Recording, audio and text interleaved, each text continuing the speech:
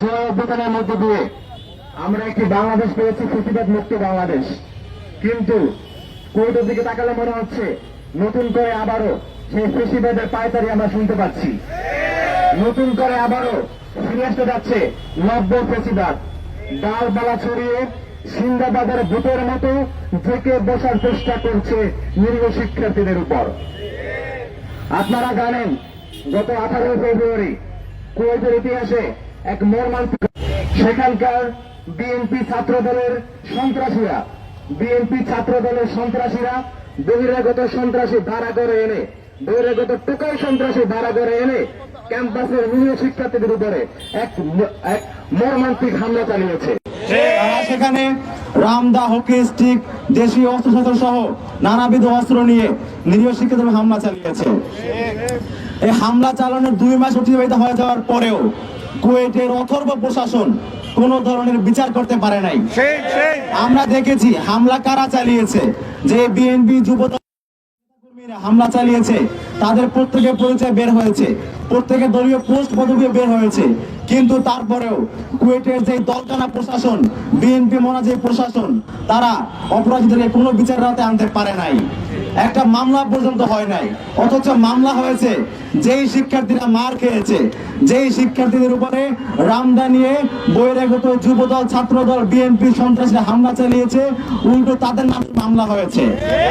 আমরা দেখতে পাচ্ছি ভিকটিম হওয়ার পরেও এখন আবার মিথ্যা মামলার হয়রানির শিকার হচ্ছে কুয়েটের সাধারণ শিক্ষার্থীরা।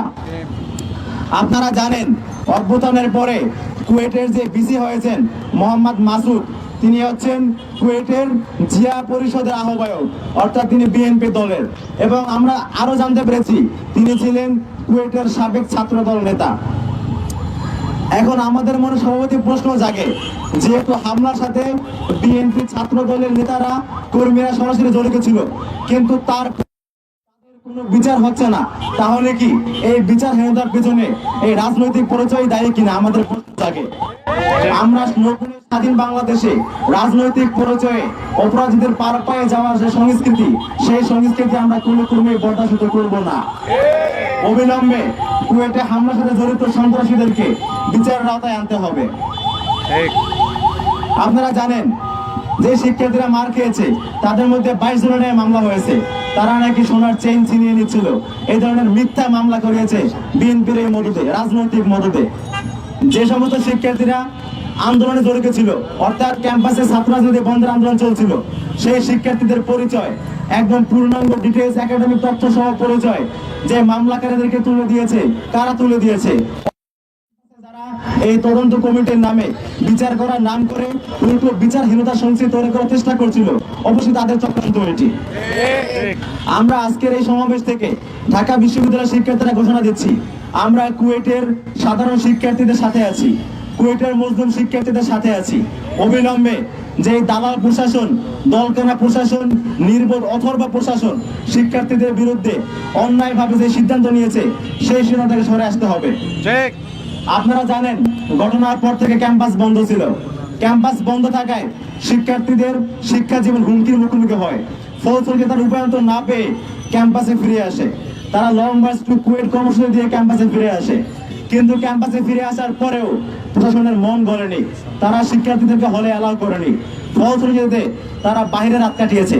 আমরা দেখতে পেয়েছি প্রশাসনিক ভবনের সামনে রাত তারা কাটিয়েছে খোলা আকাশের নিচে। অত্যন্ত লজ্জাজনক একটি বিষয়।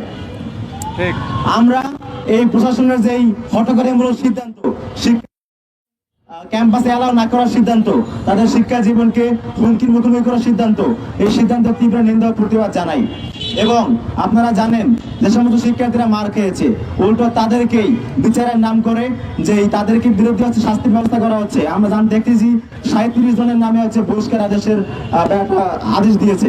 তার মধ্যে ছাত্রদলের কিছু নেতাকর্মী রয়েছে, কিন্তু বাদ বাকি যারা রয়েছে তারা তো হচ্ছে সেই মার খাওয়া সাধারণ শিক্ষার্থীরা। তাহলে যারা মার খেয়েছে তাদেরকে আবার হচ্ছে বহিষ্কার করা হচ্ছে। এই যে একটা দ্বিমুখী আচরণ প্রশাসনের, আমরা এই প্রশাসনের এই দ্বিমুখী আচরণের নিন্দা জানাই। এবং এই ঘটনার পরে কুয়েটের শিক্ষার্থীরা যে সিদ্ধান্ত নিয়েছে, অর্থাৎ সকল সমস্যার মূল যে দলকানা ভিসি মাসুদ, শিক্ষার্থীরা কর্মসূচি দিচ্ছে, আমরা ঢাকা বিশ্ববিদ্যালয়ের শিক্ষার্থীরা সেই কর্মসূচির সাথে একাত্মতা ঘোষণা করছি। আমরাও চাই আমরাও চাই সকল সমস্যার মূল ওই দলকানা অথর্ব বিসি মোহাম্মদ মাসুদের পদত্যাগ, অবিলম্বে দালাল মাসুদকে পদত্যাগ করে শিক্ষার্থীদেরকে মুক্তি দিতে হবে। যদি এটা তালবাহানা করা হয়, যদি কুয়েটের শিক্ষার্থীদেরকে তাদের শিক্ষার্থীদের হুমকি করা হয়, তাহলে শুধু ঢাকা বিশ্ববিদ্যালয় নয়, আমরা পুরো বাংলাদেশ শিক্ষার্থীরা, পুরো বাংলাদেশের সচেতন শিক্ষার্থীরা দেশব্যাপী তুমুল আন্দোলন গড়ে তুলব।